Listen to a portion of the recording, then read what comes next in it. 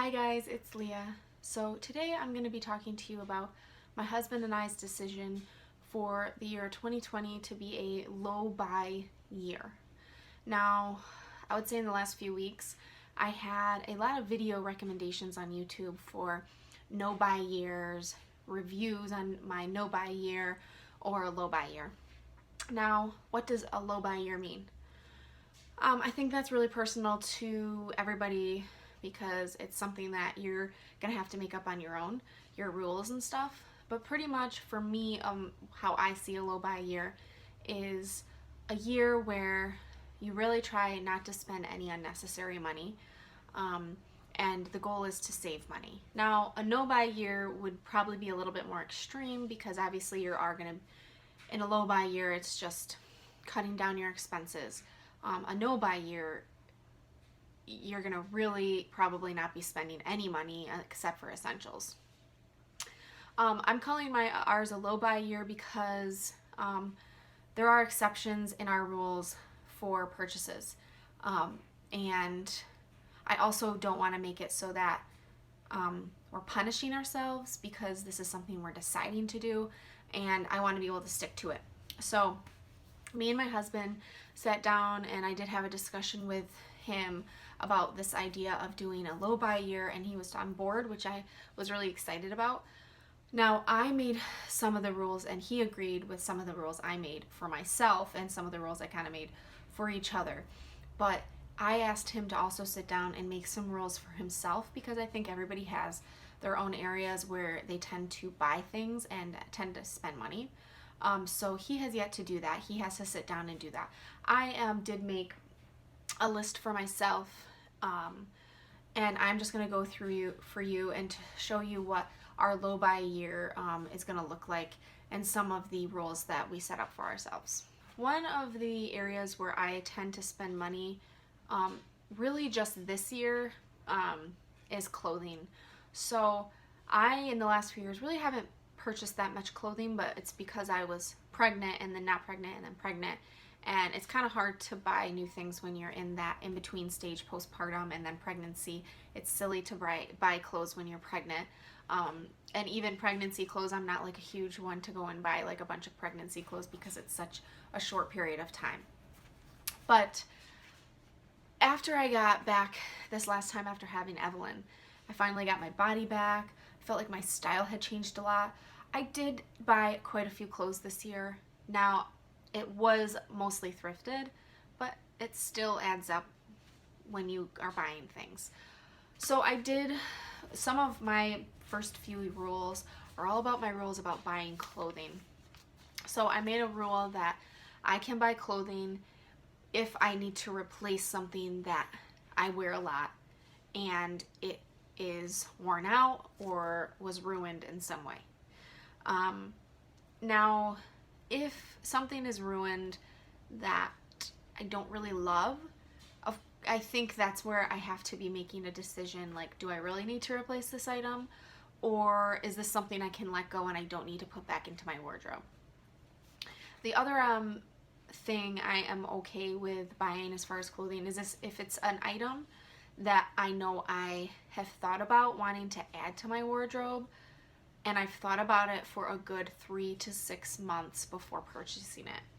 That means I have really thought about it. I've continually felt like I've missed it in my wardrobe and wished that I had whatever that could be in my wardrobe, and I don't have anything that can take its place in that moment in my wardrobe.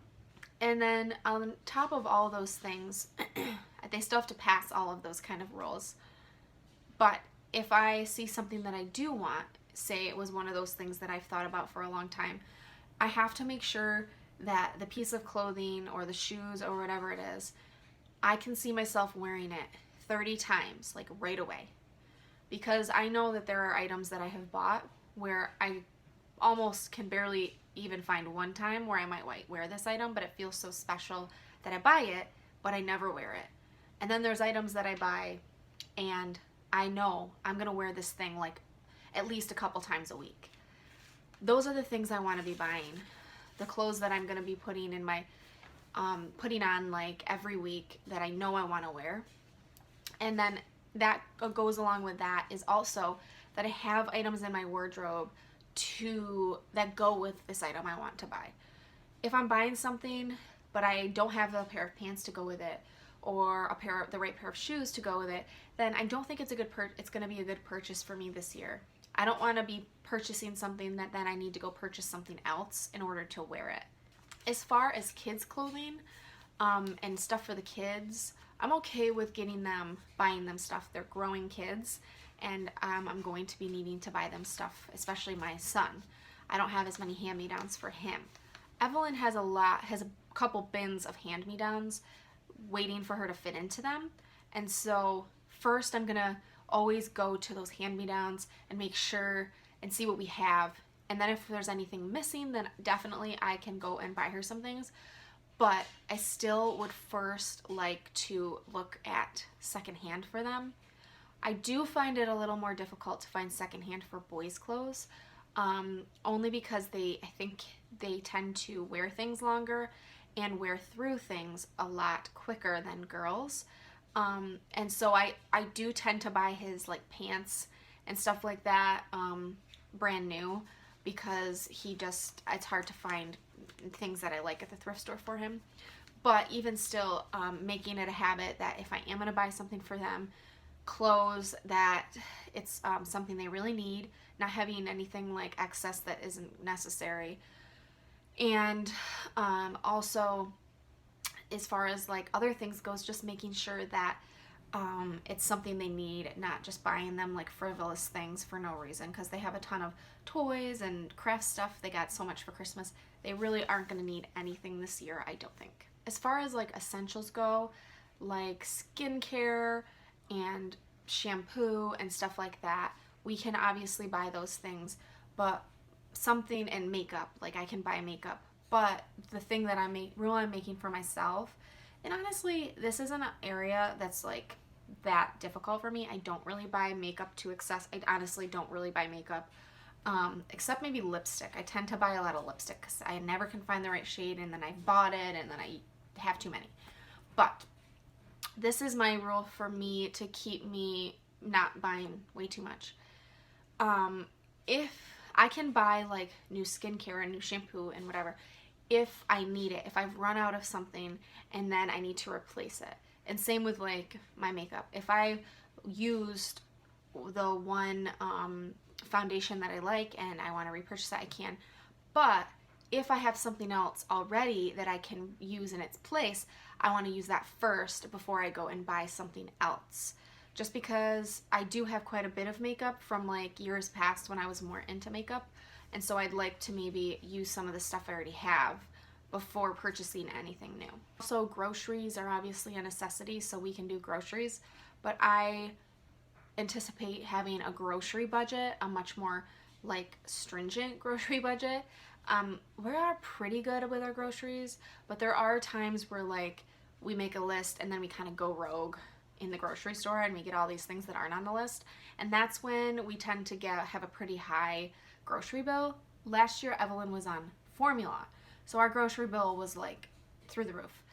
It's come down a little bit, but I am going to try to set a pretty low monthly grocery budget so that it's a low starting point, and we'll kind of work from there. If we need to go up a little bit, I'm willing to go up a little bit, but really trying to only get the essentials, make things homemade if I can, and really try to strip down some of the things that we just don't need as far as food. As far as some of my hobbies, I made a rule for myself that I can't buy any new sewing items. So no new fabric, and I have to pull from the fabric I already have along with the patterns I already have. I haven't been sewing that much recently, but I have a lot of patterns that I have bought and have never used. I also have a few projects that I bought fabric for and started and then never finished. So if I really absolutely need to buy a fabric for something, for like a specific pattern I have and I want to make, I need to first finish some of the projects that I've already started that I bought fabric for. And really, I would really just like not to buy any fabric this year and really just try to do some projects with the stuff I have in my fabric collection. As far as my other hobby, which is nails, I like to do my own nails. I don't go to the salon, I do them myself.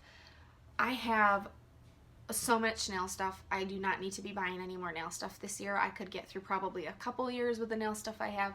So unless I run out of something, which I won't, I can't buy any more nail stuff. The other area where I want to be better is being more low cost in my home. I had made a video like last year about using like non-paper towels in the kitchen for a year, and honestly in the last like 6 months we've been really lax on that, and we've bought some actual paper towels.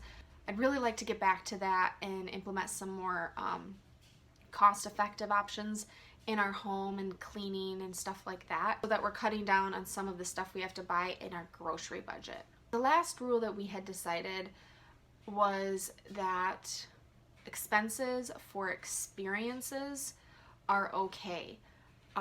But even so, we are going to have a budget if we were going to do something. So if we want to go to an overnight with the kids and go to some fun park or something like that, and it costs money, we are okay with that kind of spending, but even still have it planned and have it budgeted in our monthly budget and decide that that's what we're going to spend our money on that month. Also, same with like if my friends ask me if I want to go get coffee, I'm allowed to like go get coffee or go get dinner, but maybe trying to still budget for those miscellaneous things every month so that it's not also eating up from another part of our budget every month. Like we got tickets to go see a country artist in the spring, and we're going to stay overnight and stay at a hotel. That for me is okay because it's enriching our lives, and it's an experience outside of just buying things. It's going to be creating memories, and so for us that feels like a better solution. I'd rather have those memories of doing things than buying things. So that is what our low buy year in 2020 looks for us. I'm really hoping that we can like stick to it and do a good job. I think we still have yet to sit down and really go through our budget. We really need to sit down and go through our budget every month. And I think once we start doing that, it will really help us stay on track and kind of have like a meeting every month about where is our money going and making sure it's going where we want it to go. All right, you guys, I hope you enjoyed that. If you want to see more videos like this or see like how it's going in a few months, let me know. I will see you guys next time. Bye.